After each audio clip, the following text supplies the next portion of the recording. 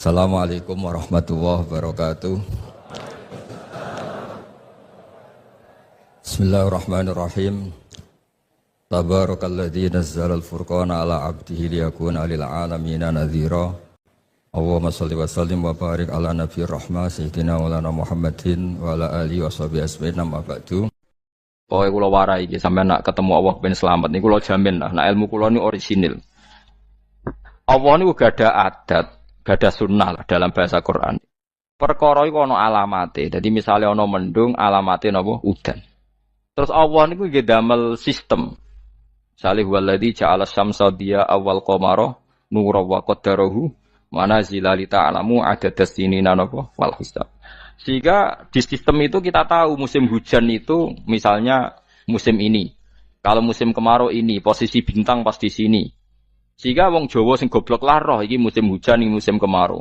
Kalau ahli hisab, ahli astronomi ngerti kalau matahari di sini berarti musim ini, kalau matahari di sini musim ini. Begitu juga musim panas, musim gugur macam-macam. Itu kita tahu, itu sunnahnya Allah dan itu yang bikin Allah, kita tahu. Tapi sekali ada hujan kok kamu bilang begini, wajar udan deres wong rendeng. Itu Allah tersinggung karena kamu nganggep udan itu jasane rendeng, ora jasane pangeran. Gak repot ngadepi pangeran. Ya memang begitu. Karena inginnya Allah manusia itu punya dua kecerdasan. Kecerdasan yang diciptakan nubuwah yaitu akidah dan kecerdasan yang diciptakan sains yaitu pengetahuan. Di kula terangno nggih cara mazhab Abu Hanifah banyu iku ora iso najis. Wis pokoke banyu iku nyucekno dadi ora iso napa? Najis. Tapi kalau dalam mazhab Syafi'i itu air yang tidak sampai 2 kolah. 2 kolah niku ukuran 1/4 itu sekira-kira 1 meter persegi. Berarti kiri kanan atas bawah niku napa? 1 meter niku pun 2 napa? Kula. Niku nak cari Imam Syafi'i jika air sebelum 2 kula itu kena najis sedikit rubah atau tidak rubah najis, nggih. Tapi kalau terlalu banyak meskipun kena macam-macam tidak napa? Tidak najis. Terus ila mata ghayyara kecuali yang rubah. Di misalnya ada limbah, ada kubangan besar gitu yang beribu-ribu liter, tapi kok warnanya sudah warna coklat, ya kayak tinja macam-macam itu dihukumin apa? Najis. Tapi wis macam-macam malah mazhab dalam air. Tapi saya pastikan itu mazhab ulama. Saya pastikan itu mazhab ulama. Kalau teks hadisnya begini nih, monggo nak jenengan ape latihan ijtihad, kok menyesatkan ya ora apa-apa, sing penting ini latihan. Jadi di Medina, ini hadis di Musnad Ahmad. Di Madinah itu ada sumur, bukan sungai loh. Saya ulang lagi sumur, bukan sungai. Kalau sungai itu konotasinya kan luas, panjang, mengalir. Ini sumur, bener-bener apa? Sumur. Sumur, ya gede sumur enggak sepiro. Nabi itu wudu di situ, terus diingatkan ya Rasulullah, itu sumur dulu zaman sebelum engkau datang, sebelum ada Islam di sini, dipakai pembuangan jifah. Batang anjing dan nyuwun sewu kotoran orang haid. Ya kotoran orang haid. Terus saat itu Nabi ngendikan alma tahurun la yunajjisuhu syai'un. Kata Nabi yang namanya air itu menyucikan. Tidak pernah bisa kena najisnya. Alma tahurun la yunajjisuhu syai'un. Terus Nabi wudu. Ya sudah begitu. Ya sudah begitu, sampe rasa bojiro-jiro no. Alhamdulillah hadisnya ngono. Ya kan ya, paham kan ya? Nah. Mana sampean ditangkleti. Kulon sering ditanya sama orang-orang Jakarta, "Gus, saya ini punya air langganan PDAM. Itu dikelola dari sungai ini. Padahal sungai ini mulai tinja sampai sapi tank macam-macam ya ke situ semua, Gus. Terus gak baunya karena kaporit. Itu gimana itu, Gus?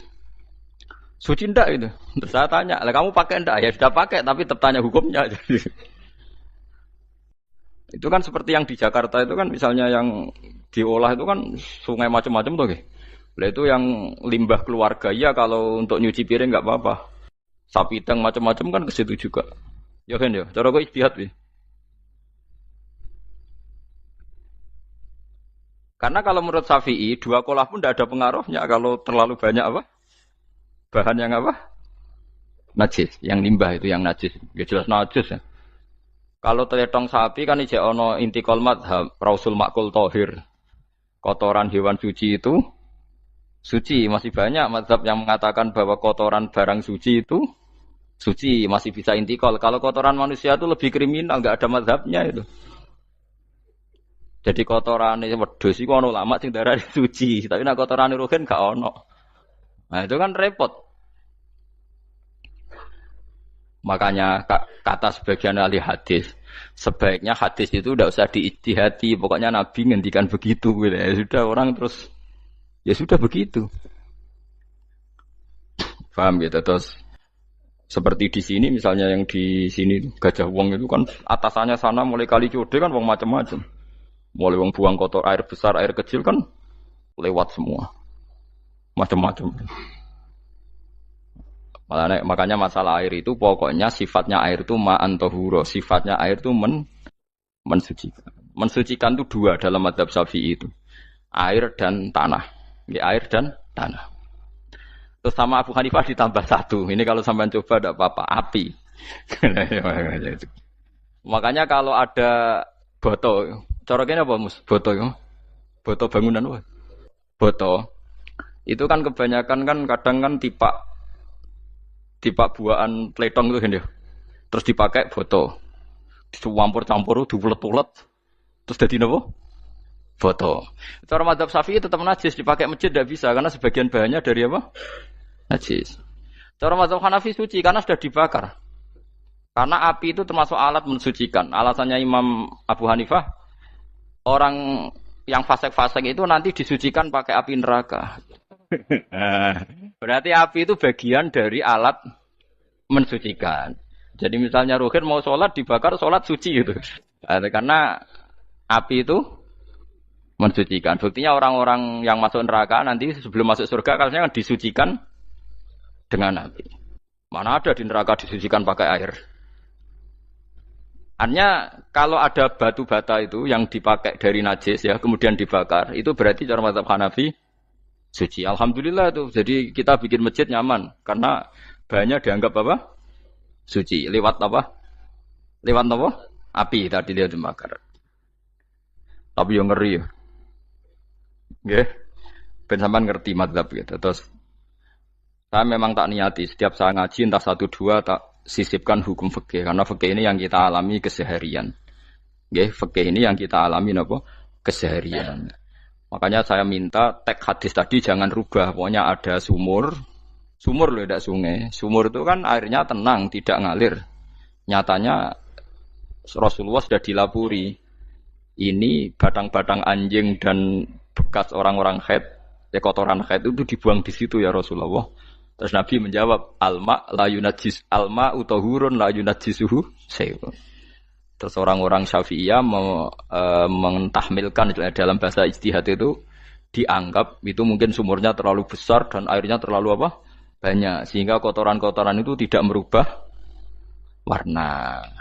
Tapi kata yang lain-lain masa yang benar aja gitu, masa banyu diam dimasuki kotoran gitu tidak nopo rubah.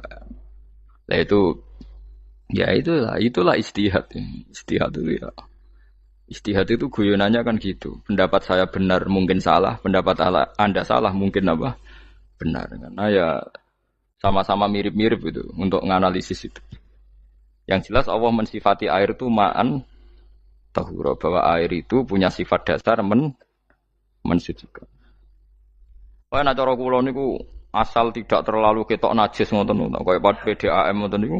Enggak gak ambu taek terus gak ambu apa nek suci ngoten mawon. Dan takoki tapi kan asal usulnya di sana najis gini. Asal usul barang kok repot. Kula sering dibantai tiang-tiang sing terlalu napa was-was. Tapi jelas saya tahu sendiri. Sapi teng itu ngalir ke sungai gini-gini saya tahu sendiri. Tak jawab, saya juga tahu sendiri dari langit itu langsung air turun. Jadi artinya kalau dia melihat sisi najis ke sapi teng, melihat sisi dari gunung Merapi, dari langit kan langsung turun. Jadi kalau eling najis ya, tak eling suci ini kan saya gitu. Dia ngilingi yang sisi najisnya dari apa? Limbah apa? Keluarga. Wa anzalna minas sama ima antahura. Air itu mensucikan. Nah, terus kedua masalah fikih yang saya jelaskan di sini, tahur itu Sifat mubalaghah dalam madhab selain Syafi'i. Saya ulang lagi ya. Kula warai lugat ya. Kalau orang biasa terima kasih disebut syakir, disebut apa? Syakir. Kalau terlalu banyak terima kasih disebut apa? Syakur. Kalau kadang memaafkan disebut ghafir, orang yang memaafkan. Kalau sering memaafkan disebut ghafur. Jadi dalam disiplin lughat, kalau wazan fa'ul itu berarti menunjukkan terulang-ulang. Paham nggih Pak? Apa? Terulang-ulang. Sehingga mazhab selain Syafi'i mengatakan air satu ciduk kan ya. Dipakai wudu, setelah itu mustakmalnya dipakai lagi boleh. Mustakmalnya dipakai lagi boleh. Alasannya fa'ul itu mubalaghah gitu loh. Jadi sesuatu yang terulang. Paham ya? Saya ulang lagi ya. Tohur itu kan wazannya fa'ulan. Tohuran berarti wazannya fa'ulan. Fa'ulan itu berarti ikut wazan mubalaghah. Kalau ghafir mengampuni, kalau ghafur sering mengampuni, syakir terima kasih, kalau syakur sering terima kasih. Berarti kalau tohir suci, kalau tohur sering mensucikan. Nah, makanya selain Syafi'i mengatakan air asal suci mensucikan dipakai berkali-kali tetap suci mensucikan. Artinya ada mustakmal, ya, ada apa? Tapi kalau dalam mazhab kita kan sekali bekas wudu mustakmal, bekas junub mustakmal karena sudah pernah dipakai sesuci. Nah itu mazhab kita. Mazhab Syafi'i. Sama anut di soalnya kalau cerita. Kalau cerita sama nak kedesek nggih nganggo sing gampang mawon. Jadi gampang kan. Ya masuk akal karena memang wazan faulan itu untuk tadi untuk litakrir tadi untuk mengulang kayak ghafir nyepuro ghafurun sering nyepuro. Paham ya? Makanya orang itu kalau zalim itu ya zalim. Kalau zalim banget zalime. Makanya disebut Quran wa kanal insanu zaluman jahula. Zalim itu zalim biasa, zaluman banget zalime. Jahil itu goblok biasa, jahulan banget gobloke. Berarti kalau tohuron banget nyuciin berarti diulang-ulang. Makanya mazhab lain mengatakan air itu tidak ada mustakmal. Dan saya kadang ya intikal mazhab begitu. Nah intikal gimana? Coba kalau di hotel itu mustakmal. Hotel itu kan kotaannya cilik toh kan. Tahu nggak hotel mari rohen. Kotaannya cilik. Terus kalau kita misalnya junub atau apa pakai ciduk itu kan tetap nyiprat Tomus. Nyiprat kena banyu di kotak yang cilik. Jadi kalau gak intikal mazhab pusing kan kita. Iya kan? Terus kemudian intikal lah ya suci guys. Takoki pangeran, kok gue bolak-balik intikal mazhab Gusti. Dari sapa dari Gus Pak ngono takoki. Lah kowe muni kowe kok takoki malah pusing. Kayak Mbah Khalil Bangkalan itu. Kalau nalkin mayit itu masyhur Mbah Khalil Bangkalan. Tidak nalkin mayit itu. Yo kan yo, aku sibuk urusanku akeh. Takoki malaikat ngenteni Mbah Khalil. Tinggal mire. Sing ngono tok. Nalkin meneh. Yo ciyo, soe nak takoki malaikat marbuka manabiuka ngenteni ketuane. Maksudnya ngenteni dekne. Ya sudah ditinggali. Ya orang ditakoki wong dekne orang kabudut. Pokoke diwarai kabeh. Nah, terakhir beliau rodok modern. Ngenteni ketua rombongan pokoknya. Jadi nanti yang jawab itu ketua rombongan. Tapi aja tiru kan ngono takoki malaikat ngentosi Gus Pak. Aku teko tutuki mawon Gusti. Tuan. Yakin mugorokin ngomong ngoten kula ngomong kan nangkir. Kamu tahu kan tugas standar Anda apa? Ya tugas standarnya mungkin nangkir nuduki iku. Biasa wae. Biasa nuduki tak kan apa? Nah itu mungkin bagian guyone wali ku jek mungkin. Kadang orang itu engkar ndak bisa. Yaitu tadi piye wae resmi teknya Allah tu yaumana kullu unasim bi imamihim. Nanti manusia dipanggil itu per ketuanya. Bukan per individu kesuwen. Jadi ada teori itu yang mungkin benar. Teori itu yang mungkin benar karena kita nanti di mahsyar juga dipanggil ketuanya dulu. Jadi ya ma'asyarus syafi'iyah, terus Imam Syafi'i disuruh maju ya ma'asyarul malikiyah. Karena ketua ini nanti yang menciptakan mazhab. Karena ada pepatah an-nasu ala dini mulukihim. Manusia itu ngikuti tradisi ketuanya. Lagi coba orang Indonesia mbok bodoh mbok ora, mbok pinter mbok ora nggak Abu Bakar ya radhiyallahu anhu. Coba kalau tradisinya Syiah, mungkin Abu Bakar laknatullah alaih kan gitu. Ya kita tidak tahu begitu. Akhirnya kita ketiban apik karena menghormati apa? Sahabat. Artinya ketua itu penting, menciptakan suasana ketua itu penting. Coba kalau tanpa ketua, mungkin kita tidak punya tradisi. Makanya yang dipanggil itu ketuanya. Paham? Makanya sampean milih ketua itu yang benar. Setidaknya orang ikhlas. Misalnya rapati benar, penting ini ikhlas. Ngeri itu kalau pas sampean dipanggil nunjuk ketua itu, kemudian ketua partai, wah panggil pangeran bingung sampean. Ketua sopo nyebut ketua partai. Waduh. Ketua partai dia celuk pangeran Melayu. Wah, ngadepi pangeran meriang tetep. Paham gitu. Jadi nanti sampean itu ditanya itu lewat nopo? Lewat nopo? Ketua. Terus ketua nanti itu ngecek ada nur yang dipakai alamat dia ngikutin ndak. Nah, yang paling ngeri ya termasuk Rasulullah. Rasulullah itu nanti pakai standar itu. Inna umati yut'auna yaumal qiyamati hurran muhajjalin min atharil wudu. Itu kan ada tanya jawab sama sahabat. Kata Rasulullah, kamu tidak usah khawatir kalau saya meninggal. Meninggal saya itu baik. Hayati khairun lakum wa mamati khairun lakum. Saya hidup di antara kalian ya baik, setelah saya meninggal juga baik. Ya Nabi ya unik. Amma hayati fali asunna lakum as-sunan. Kalau saya masih hidup, berarti saya bisa meneladani kamu melakukan beberapa sunnah, beberapa tradisi. Sunnah itu tradisi. Jadi orang kudu artinya sunnah itu wajib atau sunat. Buktinya di Quran ada sunnatallahil latif sunnatullah fil ladzina khalau min qabl. Jadi sunnahnya, tradisinya Allah menghukumi orang-orang dulu. Itu bisa orang benar, bisa orang tidak apa? Benar. Kata Nabi, kalau saya masih hidup, fali asunna lakum asunan, saya bisa mentradisikan kamu beberapa sunnah, bisa wajib, bisa sunnat. Wa amma wafati ya khairun lakum. Kalau saya sudah meninggal nanti juga bagus. Mergo aku nak SK pundhut jare Nabi aku jejer pangeran. Dadi nak roh kowe apik, saya muji Allah, nak roh kowe elek langsung saya minta ampunan kepada Allah. Dan semua umatku nanti diampuni. Tapi terus Nabi mulai menangis, tapi ada beberapa masalah. Ketika orang-orang itu ternyata umatku, mau saya ajak ke surga, kata Tuhan, kata Allah, innahum qad ahdatsu ba'dak. Mereka ini bikin aturan aneh-aneh setelah kamu Muhammad. Terus Pak aku suhkon ya sudah kalau gitu tak tinggal ke surga, tidak ikut masuk surga. Nah kemudian ulama berdebat ahdatsu itu apa? So, ada yang itu bid'ah gitu, macam-macam. Kalau ulama Sunni ahdatsu itu ya bid'ah ibadah mahdhah. Jadi misalnya orang melakukan sholat zuhur kok 6 rakaat itu kan wong nganggur papat es kesel kok malah muni 6 itu. Utawa zuhur kok mau 3 rakaat itu kan ya itu bid'ah. Karena ibadah mahdhah. Tapi kalau masalah sosial itu fleksibel. Fleksibelnya adalah misalnya dulu Nabi naik unta, orang yang anti bid'ah juga naik Innova. Padahal dulu naik unta. Orang-orang yang poligami itu ya tidak nunggu istri pertama mati. Padahal dulu Nabi poligami setelah Sayyidah Khadijah meninggal. Ya mereka baik-baik saja.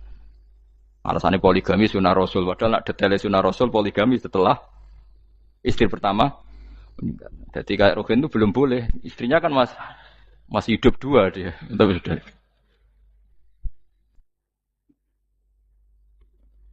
Nah, bukan artinya kalau sampean memaksakan gitu.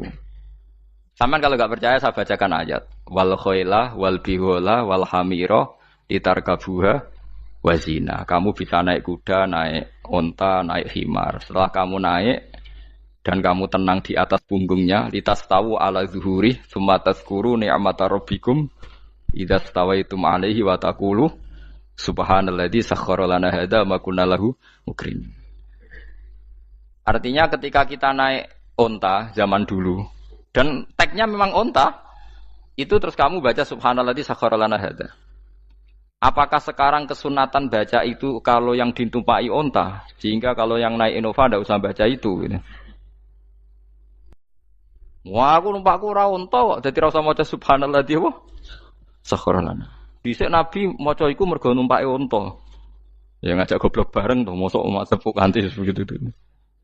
Makanya sensitif, bakas bid'ah Anda itu sensitif. Tidak usah dibahas, biasa saja. Nek senara cocok ya diem aja.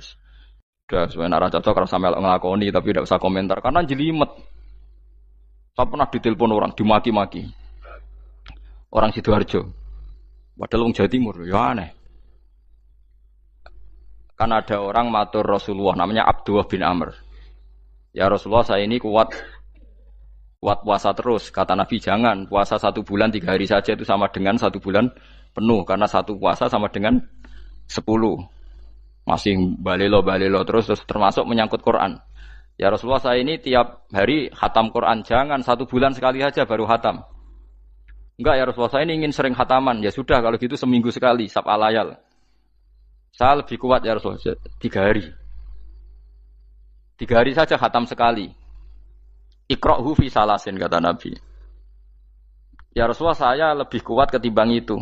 Tidak ada yang lebih baik ketimbang itu, kata Nabi. Kemudian orang itu anti semaan, karena semaan itu kan 1 hari khatam. Paham ya? Maksudnya hadis tadi yang di Bukhari dipakai dalil anti apa?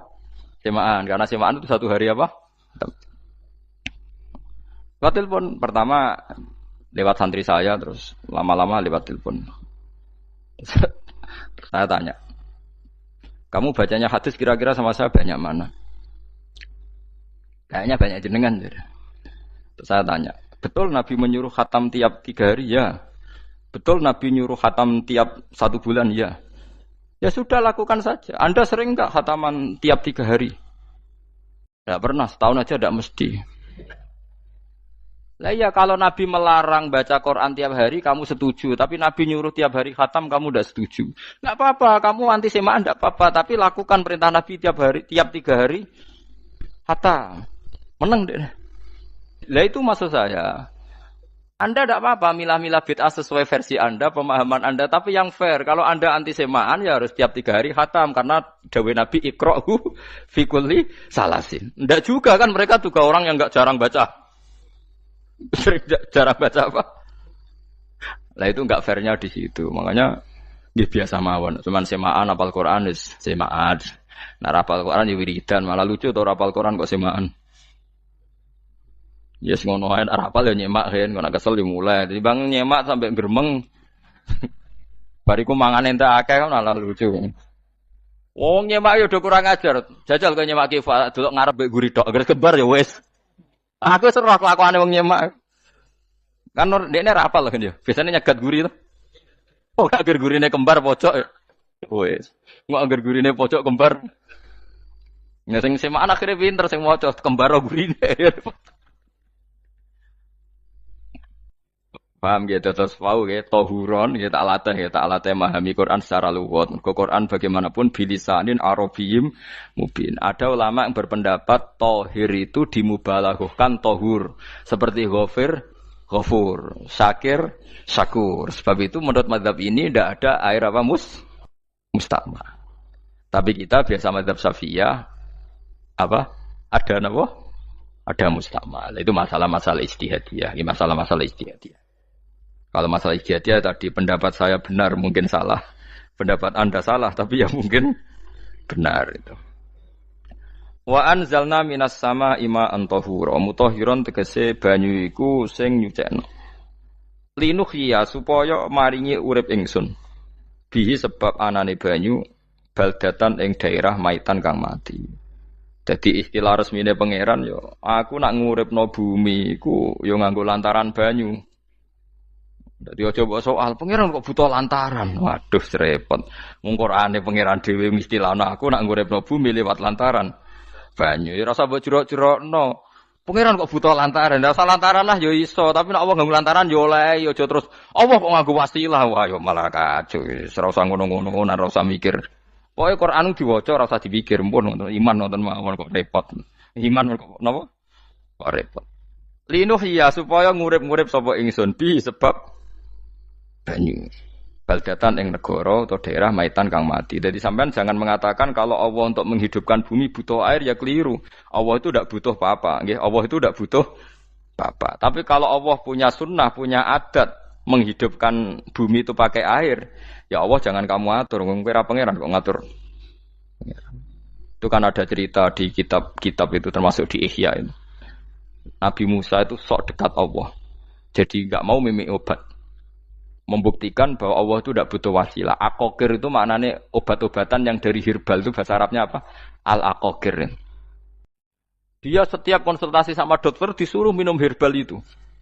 Nggak mau dia. Enggak, saya akan disembuhkan Allah langsung, enggak usah lewat obat apa herbal katanya. Tiap dokter ditanya jawabannya sama. Oh, dokter goblok. Kamu belum tahu ya kalau Allah itu enggak butuh wasilah. Malah marah-marah dia tuh.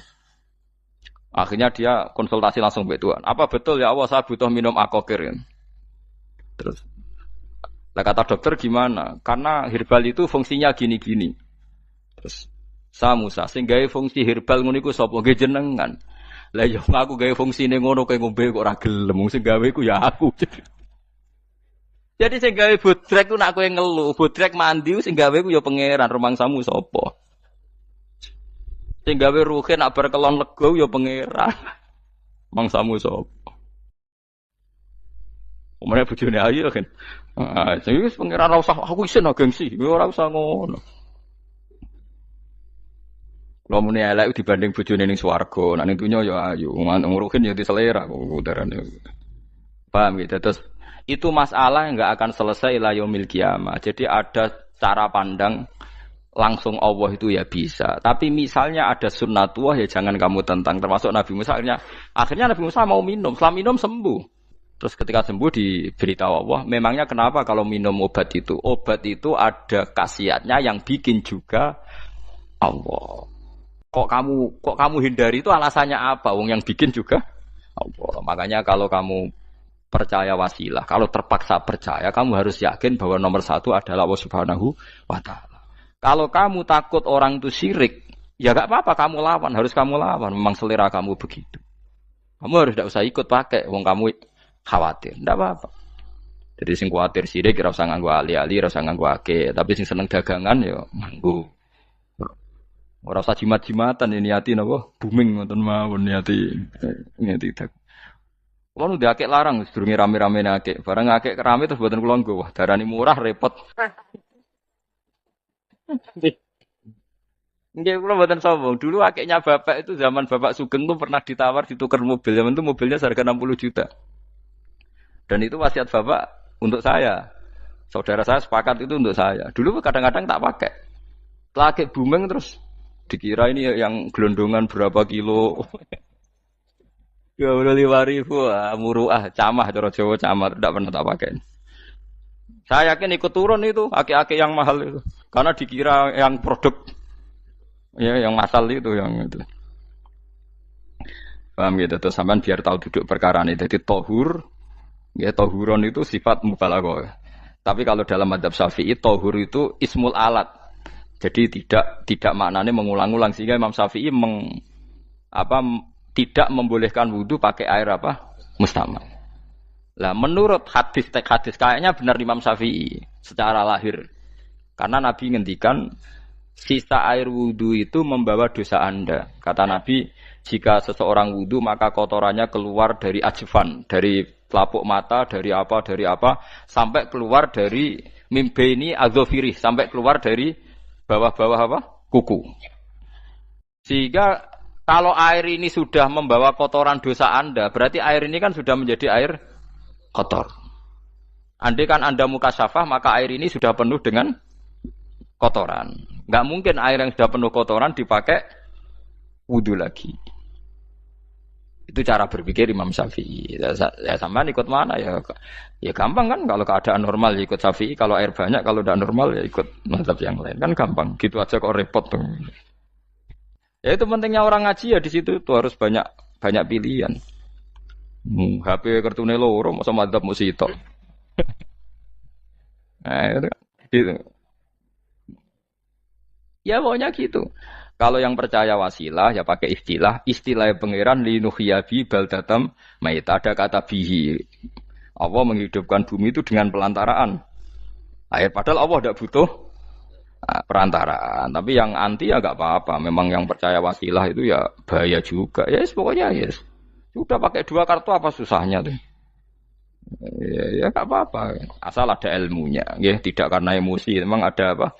Ada ilmunya. Linuhyabi baldatam maita. Wanus qiyahu. Lan nyirami ingsun. Yastawi podo baldatam maita bitakhfif lan takhfif maita. Maksudnya buatan maita tapi napa? Maita. Yastawi podo fi ing dalam dawa maita napa al mudzakkar muannas lan muannas. Zakarahu mudzakarna sapa wa ta'ala hu ing dawa maitan bi tibaril makani kelawan diitung tempat.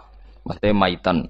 Wanus kiyahu meniku masalah nahwu. Lan nyiramno ingsun hu ing banyu ilma ategese banyu mimma sing perkara khalaqna kang wis gawe ingsun. Ingsun gawe siraman an aman ing pira-pira raja kaya kewan. Ibilan tegese unta wa bakaronan sapi wa namanan wedhus wa anasiya lan pira-pira manusa kafiron kang akeh. Iki unike Quran, kadang kewan mbek manusa iku dibakas dhisik kewane. Engko nek ndelok dosa mbek ora ya apik kewan. Tapi nek ndelok diakal mbek ora ya apik manusa, tapi nek didelok manusa mbek kewan niku dosa ndi? Dosa manusa. Mulane nek salat istisqa iku kesunatane gawa kewan. Lho nggih tenan mboten guyon, sampean delok kabeh kitab fikih nek salat istisqa kesunatane iku wong kon gawa apa?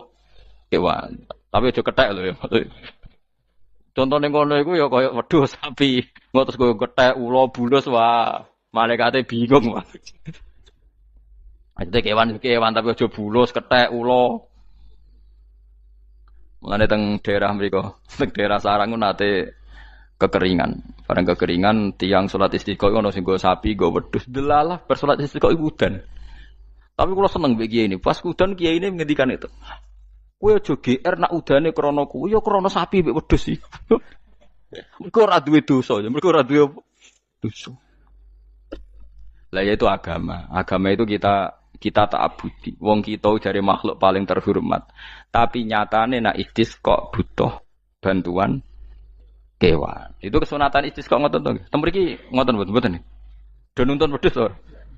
Napa? Mboten sing tek teng kitab-kitab Pak Sami to. Kan go kewan kan? Ya, tapi ya soal kewan kok iso mbayakno.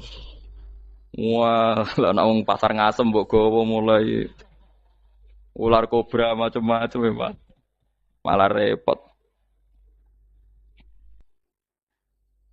Ndak ini menunjukkan nggih karena manusia iku akeh dosane. Mulane jemben teng ora-ora mahsar iku manusa ora kepengin apa kewan ora kepengin dadi manusa tapi manusa kepengin dadi kewan. Makanya nanti ketika ngadepi hisab gak kuat wa yaqulul kafiru ya alaytani kuntu napa turaba. Maksudnya kuntu turaba ya Allah saya jadikan kewan sing di akhir segalanya didhawuhi Allah kuni turoban. Kamu sekarang cukup jadi turab.